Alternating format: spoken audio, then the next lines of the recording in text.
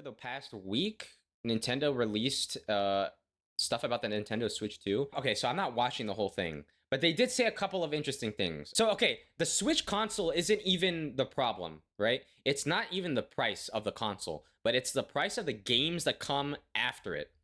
And if anybody didn't see, the games are going to be like $80 to $90, which is absolutely ridiculous because I feel like that type of shit sets a standard in the gaming industry where if you look at it now, actually, look at it right now, games are fucking $70. They already moved from 60 to 70 bucks. And I'm already someone who does not like that. I've already decided I'm not paying $70 for a game that comes out. I'll wait for a deal, a discount or something. You're not going to get 70 bucks out of me. I'm sorry.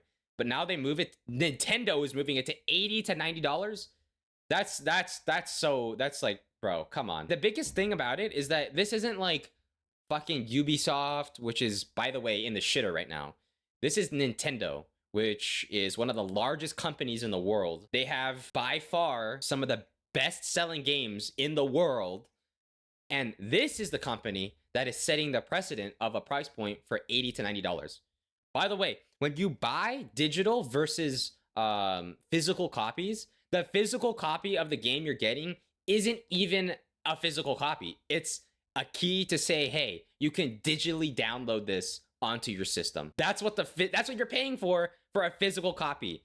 So I don't know if anyone heard about it, but there was some article months ago where I'm not sure if it was a Ubisoft developer or something, but one of the game devs or somewhere around there said that people should get used to not owning games, which I feel like is ridiculous. Basically, whatever you pay for is subject to be taken away from you. You could look at stuff like Asmongold, he's talked about it many times, or any of these other content creators that talk about the industry as a whole.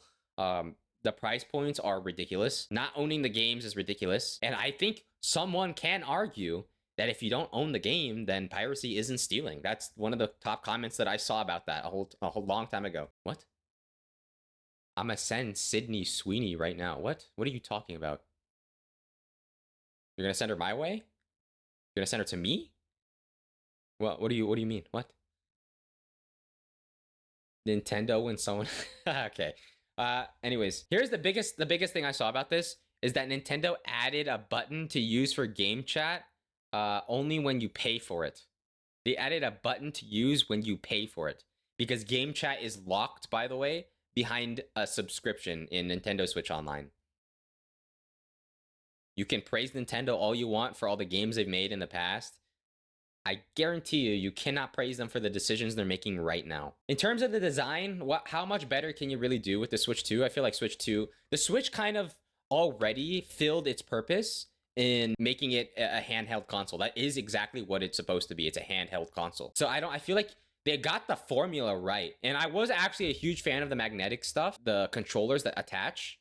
I actually think the design, like some of the quality of life implementations they put on here are not bad. I think it's not bad. Like genuinely, it's good. But there is something that I saw that when you talk about comparisons about the Switch 1 and the Switch 2, there are some things that are interesting that I do like. As someone who plans on playing Pokemon Legends ZA later, it's interesting to me how you can look at the initial trailer and see that they didn't put their full effort into designing some of the things that they made, like the buildings, the graphics, the animations for some of the design. But when you look at it on Switch 2, you can clearly see that all those implementations are there. So like they actually upgraded the graphics and the performance of the games on the Switch 2 versus the 1, which, to be fair, that's what you should be doing. When you have something like a PS5 versus a PS4, yeah, you should have better performance and upgrades. But the biggest controversy with the Pokemon games, at the very least, was that Pokemon Scarlet and Violet were like a performance mess. It was a performance mess. It was just awful, dude. However, you can look at other games like Breath of the Wild, or I guess Fire Emblem. I don't know if it's Fire Emblem. What's the game? Xenoblade Chronicles, something like that. Like, my point is, you can look at other games with open world mechanics that look and perform so much better than Scarlet and Violet does. The whole point of that being that Scarlet and Violet is just it has the worst performance of a Pokemon game ever, like just ever. Objectively, I liked the game, but the elements and the components around it are bad. And that's not to say that the Switch can't handle it, because it clearly can with other games. But for some reason with Pokemon, the effort is lackluster. And that's the thing I noticed. So to tie that back into the Switch 2, you can actually upgrade. You can play like the upgraded version of some games from the Switch 1 on the Switch 2, but you gotta pay for it. Intro for this. Nintendo is an awful company. They have truly become the purest form of cancer in this entire industry, and here's why. Charging $80 for a video game isn't just ridiculous, but it's dangerous. It's setting a precedent for games to cost more and more sooner and sooner. That's exactly what I was just talking about. Exactly what I'm talking about. I literally just said that exact same thing. $80 MSRP, and you want me to pay for Mario Kart World? No, we're not doing that. I'm sorry. I'm not. Even if the price point of video games goes up in the future, I don't want to pay for it. I don't want to pay $80 for that. I remember when games were $50. I remember when they were $50, $40. Now it goes up to 60, then 70. Now it's 80. People are still gonna buy it. Yeah, I know. I was talking about that. Like, the only way you can actually make Nintendo take a hit for the decisions that they're doing is if you boycott the game collectively, right? And you stop buying their product for a certain amount of time. But not everybody wants to do that, because I'll be honest, the games are fun. They're fun. It's true. So the Nintendo games are fun. I play Nintendo games all the time. I like playing Kirby. I like playing Pokemon. Mario Kart is fun. But that being said, yeah, people can do what they want with their own money. And you cannot force someone to boycott it just because you disagree with the price point. So, I mean, unfortunately, a lot of these boycotts don't really work. I mean, you look at the League of Legends. I don't know if you've heard about this, but in the game League of Legends, they released a skin, a skin for $500, and it was the Ari skin, by one of the best mid laners in the game. His name is Faker, and he has his signature on it. $500 for that, bro. $500. And people tried to boycott it, but guess what? The boycott, it kind of worked over in North America, in NA, but overseas in like China or the Korea, like, they didn't care. They just still kept buying. So you gotta also realize that this is not like a United States issue. It's a global issue. So like, even if people here try to boycott, who's to say that other people in China, Korea, Taiwan, or wherever you're from overseas, who's to say that they won't buy it? That's the point I'm making, right? Is that however you might feel, I don't agree with it. It's $80, $90 price point, but other people don't care. And especially if you have the money and you're, well off enough to buy it, they'll buy it. Unfortunately, it is what it is. But if you ask me, I already don't pay $70 for video games that often. I've never paid $70 for a video game yet. But I'm certainly not gonna pay $80 for a video game. You got me there. Sorry. It couldn't possibly be any more anti-consumer. Not buying a $500 skin. Yeah, me neither, bro. But people overseas don't care, so. Nobody gives this company enough credit for how scummy they actually are and have been for years. Later is discounted as a Nintendo Select for $20, gets ported to Switch for $60. Donkey Kong Country Tropical Freeze launches at $50, is discounted to $20, gets ported to Switch for $60. Luigi's Mansion 2 launches on 3DS for $40 in 2013, discounted to $20 in 2016, and gets ported to Switch for $60 in Yeah, see, this is the other thing I'm talking about, bro. The ports. The Switch port, $60? What? Come on, bro. I never played Luigi's Mansion, by the way, so I don't know anything about the game. W Kirby, you play Planet Robobot? I don't know. I played Kirby Squeak Squad. I played Kirby, the new one on Switch, the thingy. I played some Kirby games. I played the one on Wii. Kirby's good. I like Kirby. 2025. I mean, what? I'm sorry, what? Are you fucking kidding me? And let's also keep in mind that all these games are over a decade old. Charging me $60 for a 12-year-old 3DS game that used to cost $20. And it's so lazily ported that the game is filled with bugs and graphical glitches. Stop buying these games. Every dollar you spend on Nintendo is just one more reason they have to charge you more for less. You buying this is telling them that I will buy this quality of a game for this price regardless of its age. So what do we have now? Well, There you we have a go. console that meets the bare minimum. 4K output. That's something I would expect standard from a console in 2016, let alone I do know the 2025. classics. I played, 120 bro. hertz, to be expected. Although it's nice to know that whatever power this thing is pumping, it ain't enough to do 4K and 120 at the same time. I guess we'll just have to wait another 9 years for that. A 1080p screen, geez, I'd fucking hope so. And a few other little additions that just barely scrape the standards of today's consoles. But what about those accessories? Of course, we now have built-in game chat being accessible through the C button. With the new Switch 2 camera, you can stream your greasy face to all your loser friends over in Louisiana. But of course, a Nintendo Switch Bro. Online membership is required. That's the other thing, bro. A Switch membership for this shit? Come on, bro. You're really putting, like, come on, bro. You gotta spam that emote. I can't. That's fucking ridiculous, man. A Switch, they put a physical button on the controller that is locked behind a paywall, bro. Like, come on. Are you buying a Switch 2 camera? So this No? What the fuck? button is completely useless unless you pay money. With a paid subscription, you get the privilege. Okay, okay. I will say this about this specific segment right here. In the live stream that they did for this, they did not filter anything out, so you can actively see how laggy the screen share might be realistically when you do that on the games. I do appreciate Nintendo not making a pre-rendered video to make it seem like it's smooth, when in reality, it's not. It's really not. That I'll give them points for that, but that's about it. Of participating in video calls featuring a shitty virtual green screen mask, 3 frames per second streaming, and only 4 minutes of latency. All for the low price of at least $20 annually and of course $50 for the Temu quality USB camera. But at the very least, now inviting $50 for the annually camera? and of course $50 for the Temu What? $50 for that? Dude, no, okay, come on, bro. A dedicated USB-C camera made specially for the Nintendo Switch 2. I guarantee you, you're gonna find something on like Etsy or eBay or Amazon that is gonna be a higher quality camera than this that you can actively plug into the Nintendo Switch 2 and will work. I guarantee you, it'll happen. If it hasn't already happened.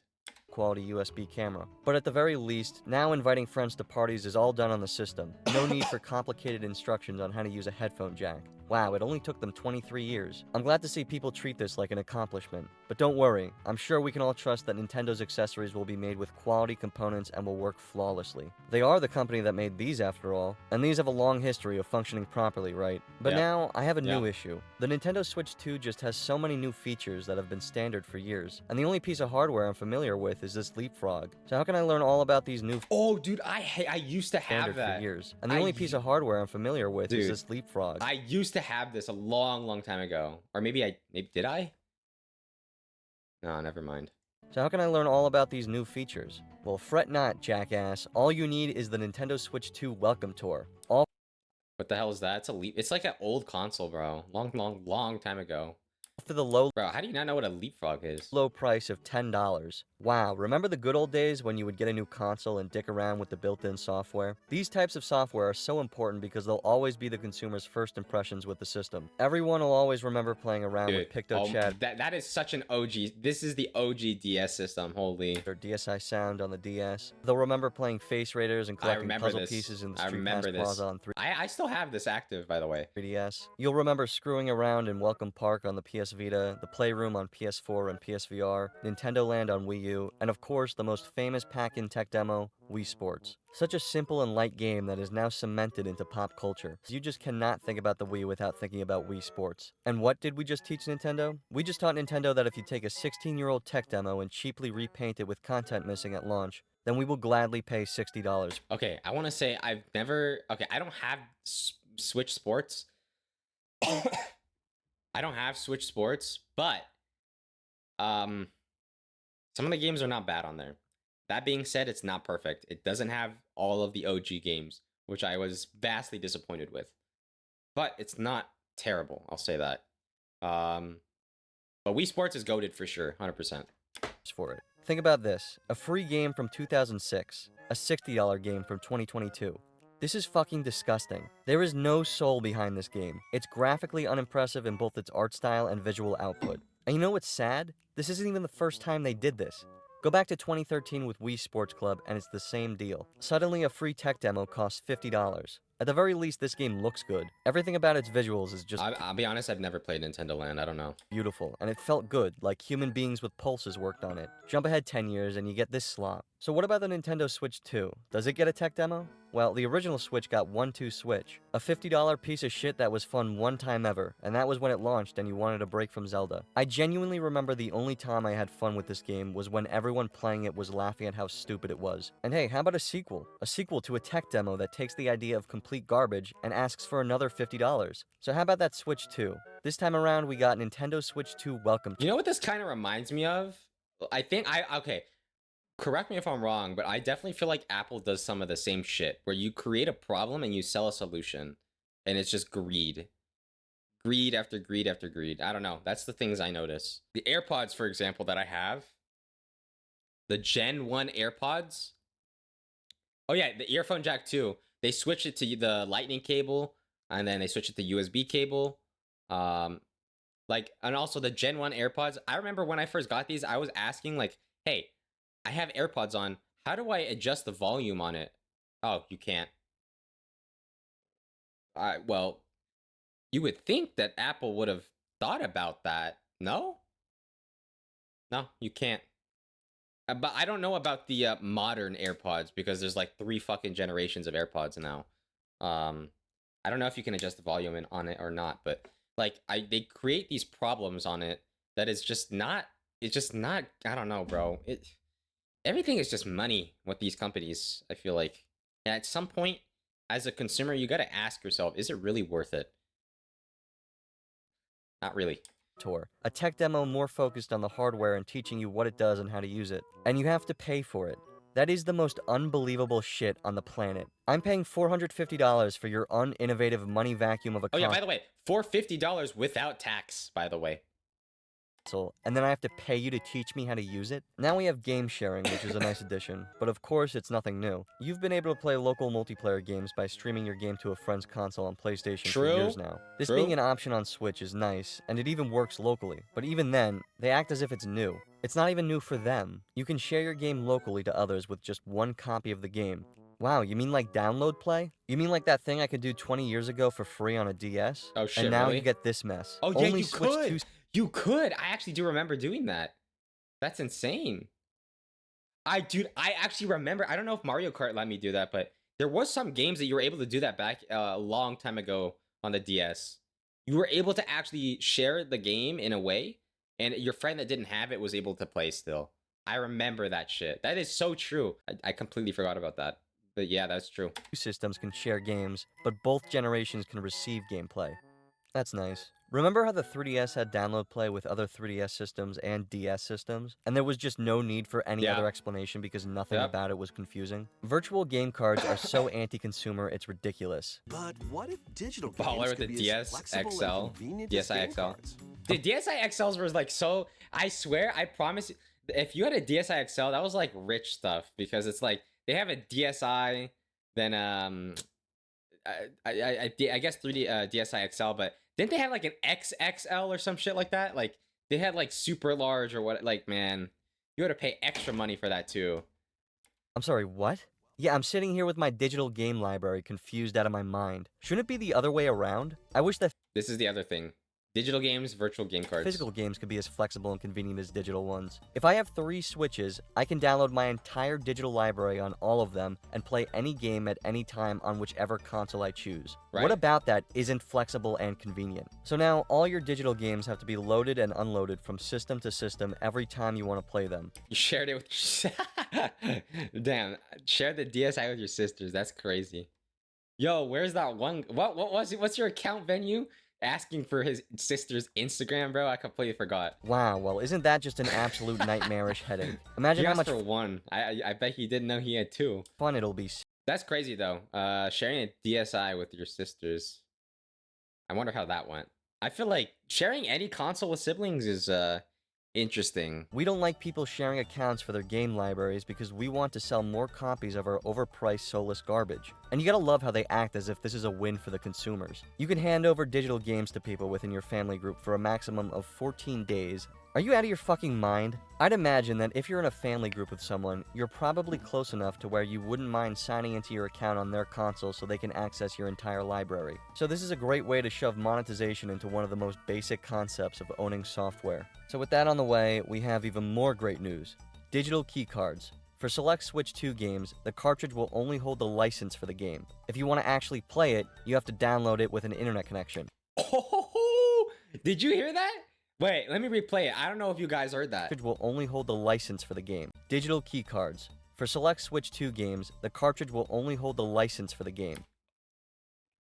Oh, wow. If you want to actually play it, you have to download it with an internet connection. What in God's name is going on anymore? I've seen people try to defend this, saying that most people are spreading misinformation, but there is nothing to argue with. This is directly from Nintendo's website. Game key cards are different from regular game cards because they don't contain the full game data. Instead, the game key card is your quote-unquote key to downloading the full game to your... So let me get this right. You pay for a physical copy of a game just to have the license to download the game to the system via internet, as said directly by Nintendo on their website.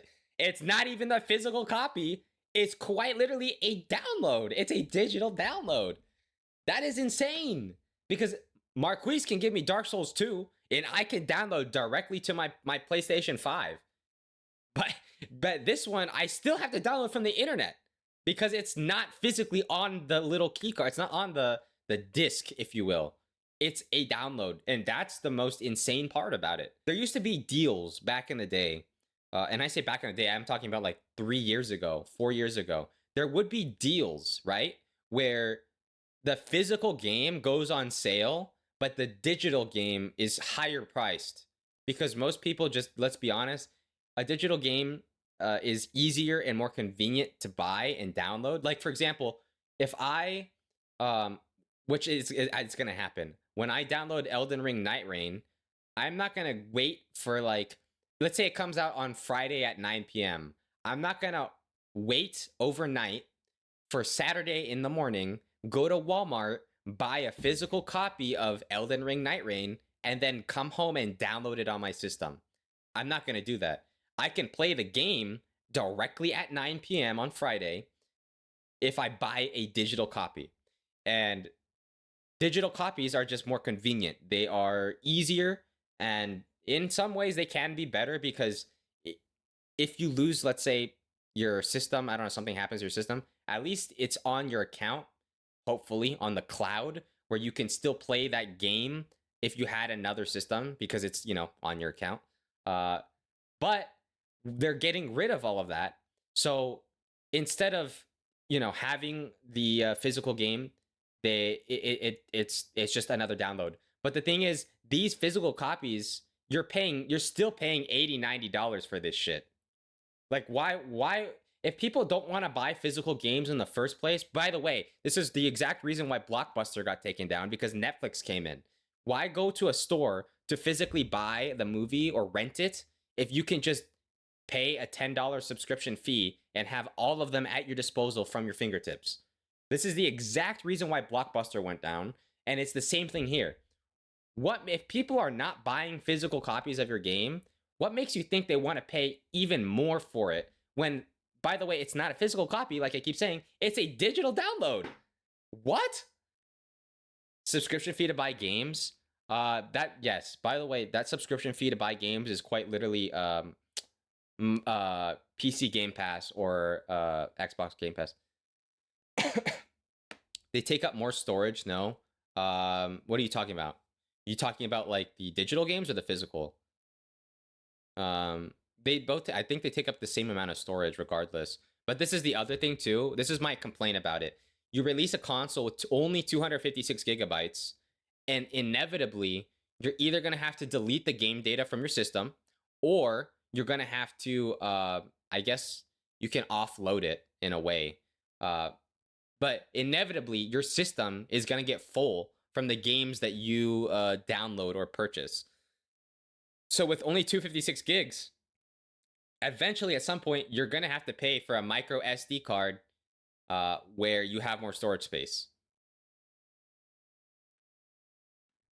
That's more money in their pockets. Making you pay to pay for a game? What do you mean? I'm expecting anyone offering me money to buy games. Subscription fee to buy. Oh, there are games like that. I know what you're talking about. Final Fantasy Online. There's Final Fantasy Online where you have to pay a subscription to play the game, basically. Yeah. I don't actively. I don't know. I don't do that. But oh, here's the thing too. Here's where it gets juicy, right? Because you talk about paying to buy games, right? What Nintendo is also doing is enforcing what I told you earlier, where you should be getting used to not owning your games. So you are liable for having your game stripped from your library. Like Steam, for example, Steam does this thing as well. If something happens, Steam can effectively remove a game that I paid for off of my Steam library. And they make you agree to that in the Steam subscriber agreement thing. So in order to use Steam, I have to agree to it. But this kind of like this concept is applied here as well, where it's like, well, technically you don't own the game. Like I might have, I don't know, what's do I even have a game with me right now? Shit. I'm digging deep in the trenches for this one.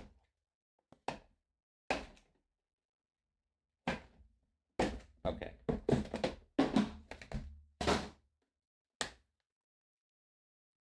Pokemon Sun. I don't know if you guys can see that. I have Pokemon Sun. Okay. Never mind. Hold on.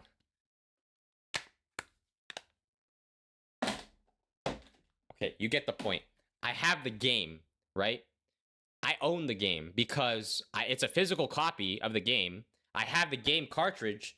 They cannot take it from me no matter what they do. Now, they can, basically. They can. So.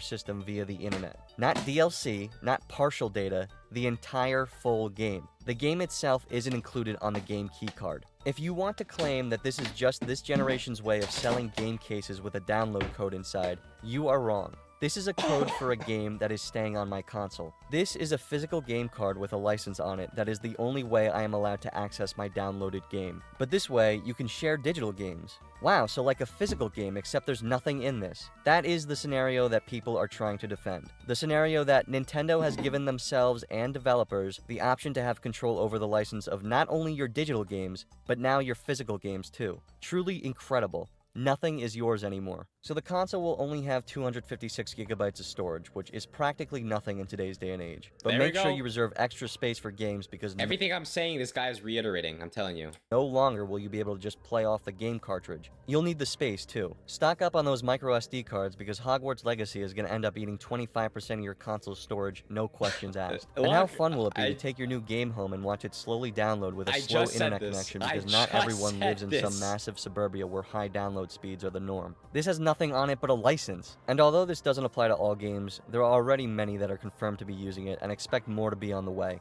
Ultimately, what this tells me is that years from now, when the Nintendo Switch 2 servers are shut down, these cards will mean absolutely nothing because there's nothing on them. Generations from now, if you buy a Switch 2, there will be so many games you just can't play because you should have existed in the period of time you could download them in. This one is so frustrating. GameCube games are coming to Switch 2 only if you pay for the online expansion pack. Okay. And of course, there's going to be a Bluetooth GameCube controller released. But wait, what? Bluetooth GameCube controller? I never heard about that. Obviously, you can still just use the Joy-Cons. But what about those triggers? Somehow we've gone yet another generation of Nintendo consoles without analog triggers. Another generation where the triggers are just buttons. So how are some games going to be played with the Joy-Cons? Because in many games like Mario Sunshine and Luigi's Mansion, both of which are being advertised, pressing the trigger all the way and pressing the trigger a little do completely different actions. Does anyone in this company communicate? Does anyone know what's going on? This is the right hand not knowing what the left hand's doing. As if you'll go as far as to make GameCube games— It won't go on sale? You know, that's true. It might not go on sale for a long time, but it will go on sale inevitably.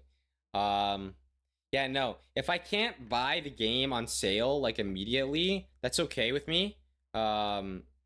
But I'm willing to wait. I'm willing to wait.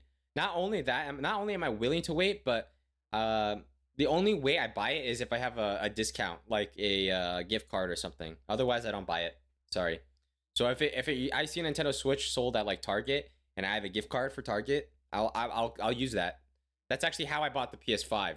I bought it with the disc, by the way, for like 300 something, which was a deal. I didn't pay full price, and yeah, I mean, that's the only way I buy it. But other than that, I'm not buying full price. Sorry. It's a launch title. But I'll be honest though. I'll be honest. The console price isn't the worst in the world because it's around the same price as a regular PS5. However, all of the problems with the console itself, or not the console, but the problems with the way they advertise the games, does it really make the $500 price point worth it? I don't know. But still, Think about getting a PS5 for that. Also want Switch 2. Well, you can make your own decision based off of what he's saying, because like you can see the type of games that that's available. I'll be honest, the PS5 end of service is already here. They're already making a PS6, by the way. So maybe you want to save your money for the Switch 2 instead of PS5. Just saying. not bother using the industry standard for your controller, even though the 20-year-old controller you have to reproduce has it? What?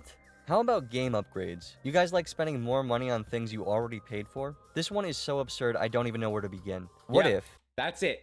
Spending more money for things you've already paid for. Game upgrades. Wow. Imagine this. All the poorly optimized Switch games that run at 30 FPS at best in 720p could be played normally without us making the effort to actually optimize them for the hardware they were originally developed for. And then we can charge you for it. Games will run at improved resolutions and frame rate. You mean the resolutions and frame rates they should be running at in the first place if you put more effort into properly optimizing them? I'd love to know what black magic was used that made the Thousand Year Door run at a flawless 60 FPS on my GameCube in 2004, but couldn't be used 20 years later to make its HD remaster run at a consistent 30. Maybe there just is no point in spending money optimizing games when people will just buy them anyway. And finally, the elephant in the Pokemon. room. That's Pokemon. 80 fucking dollars for a video game. On no planet can you defend this. This has nothing to do with tariffs. You can come up with every excuse in the book. There But you on go. no planet in the solar system was poor old Nintendo forced to charge you $80 for a digital game and what's looking to be $90 for a physical one so they could keep their star. 90 for a physical and it's just a digital copy? Who would buy that? Who would buy that? What? What? Starving CEOs off the street living in a box. That is fucking disgusting. $80 for a game that is graphically less impressive than most Wii titles I can think of that are going for a similar style. That is absolutely abhorrent. Nintendo has become the illumination of the gaming industry, adopting the same ideology as them when they animate movies. How can you develop a game as cheaply and quickly as possible? Nintendo seems to love this disgustingly soulless art style that clearly requires very minimal processing power to render without much issue. You see it in Mario Kart World, you see it in Nintendo Switch Sports, you see it in Princess Peach Showtime, Mario and Luigi Brothership, and you're seeing it in upcoming games like Donkey Kong Banana. By the way, isn't Nintendo, like I said, Nintendo's the most, they're like one of the top selling companies for video games of all time. What's their net worth, by the way? How much are they worth? How much is Nintendo worth?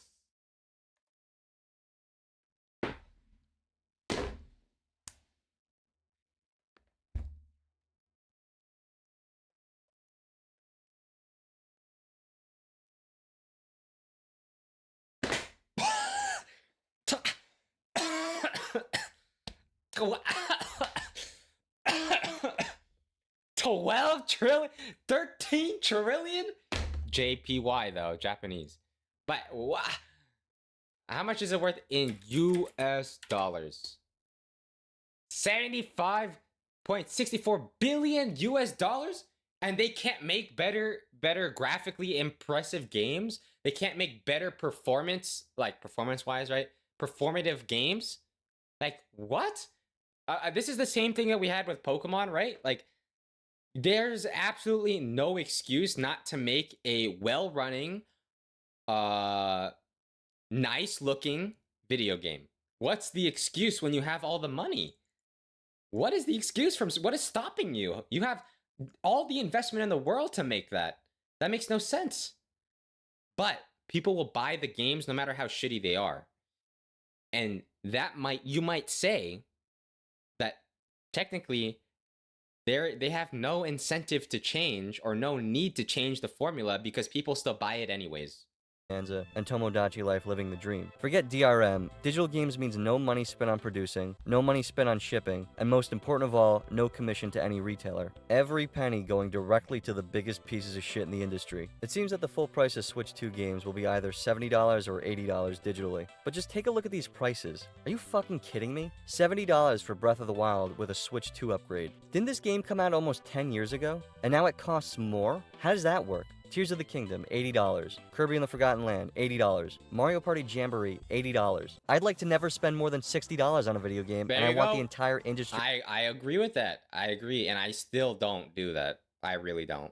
To know that, because I don't want to pay $80 for a video game, you fucking idiot. Thank God morons like this exist so these billionaire and trillionaire companies can continue to screw over all the normal people with functioning brains who don't want to dig into their savings account so they can play a Mario Kart in the year 2025 that looks like this. Wow, all that extra power is really being put to use, I see. To be a person as stupid as this must be blissful, justifying $80 by comparing it to eating food. 100% getting this bundle, and we'll still get my $80 worth.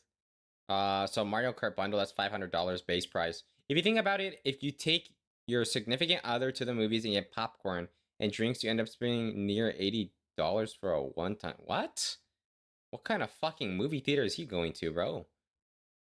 Are they coming out of the screen and like sucking you off or something? Like what kind of what if you spend $80 for going to the movies for popcorn and drinks, bro?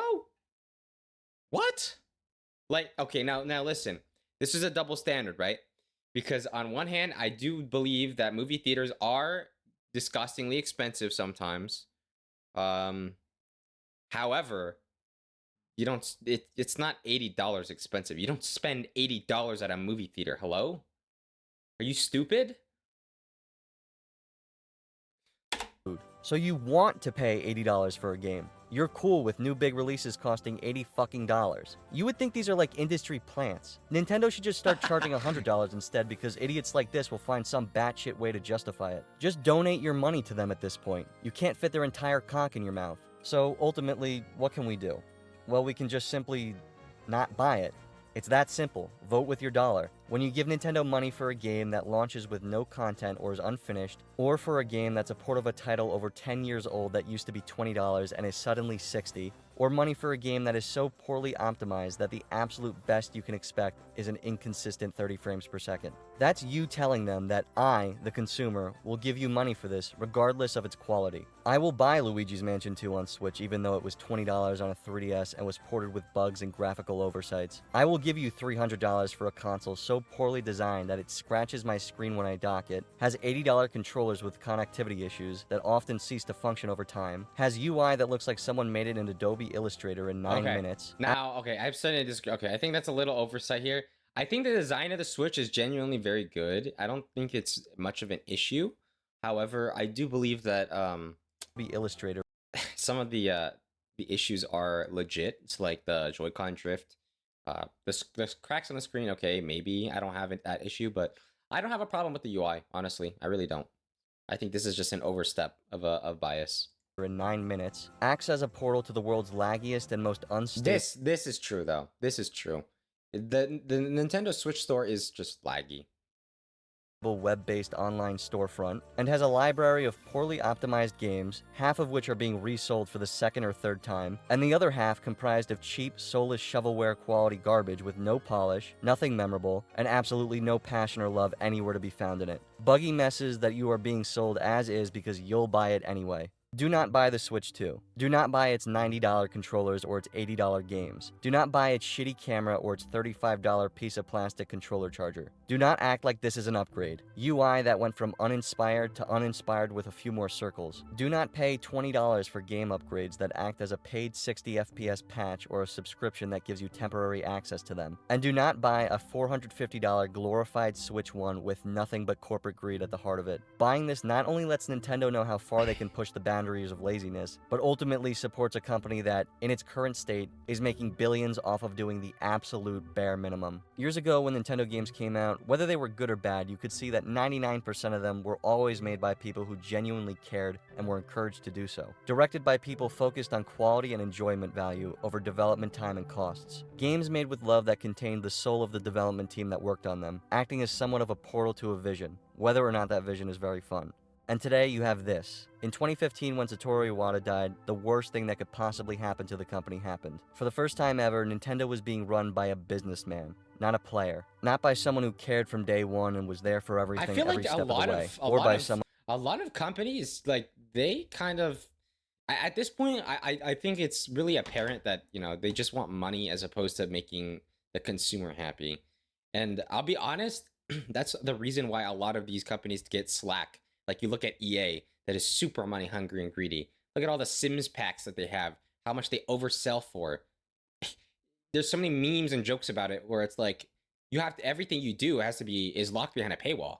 Like, these companies definitely get called out for it, but they're still successful to the extent where people will always still buy it regardless of what they do. And that's because they want to play they want the content behind it. They want to play the game. They want to buy the pack. I don't know what to tell you. I mean, again, the only way you can ever make an impact on this and tell them to change their direction is just by not buying what they're selling. But it's very difficult to get a collective group to do that, because there will always be people that do not give a shit, and maybe they don't think exactly how you think. I disagree with the direction Nintendo takes, and it looks like most people do. However, wow, first dono. Thank you so much, Venue, for the $2. You didn't, did you not? I know what you're doing. I know you know what? Let me finish this. with a genuine interest for the product, but by someone whose job Did you not? Al, where's my it is to make money, and that's it. Nothing else matters as long as the company is as profitable as it can be. And that businessman chose another businessman to succeed him. And how much you want to bet that that businessman will be succeeded by another businessman? I honestly think the days of Nintendo being the most authentic company in the industry are long gone and never coming back. People have complaints about everyone. Xbox and their annoying use of your data, PlayStation's anti-consumer practices and poor design, EA's microtransactions, Ubisoft's abuse of DRM.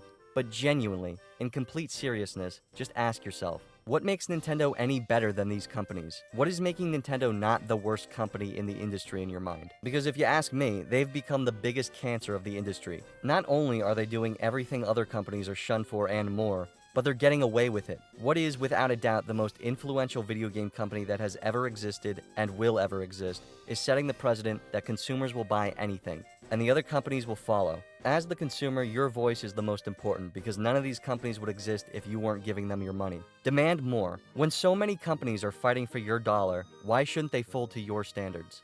That was good. That was good. Genuinely. I liked the video.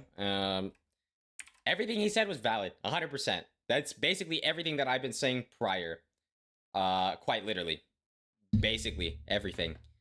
Anyone wants to watch it, there you go. But no, yeah, everything is valid. 100%. Nintendo has been greedy, but the problem with it not buying it, like I keep saying and keep mentioning, is that there's always going to be people that have the money to buy it and want to play the content that they're offering. And so regardless of what decisions they make, or regardless of the price point, they will always buy it. That's how it is, unfortunately. You can, like I said earlier, you can look at the $500 RE skin in League of Legends. You can look at literally all the Pokemon, well, not all of them, but the most recent Pokemon games like Scarlet and Violet. Although I liked Scarlet and Violet, there is no doubt about it. The performance is just awful. But people still buy it. And I'm pretty sure Scarlet Violet was pretty successful. I'll be honest. I do like some of the things that they implemented in the Switch. I do. It's interesting.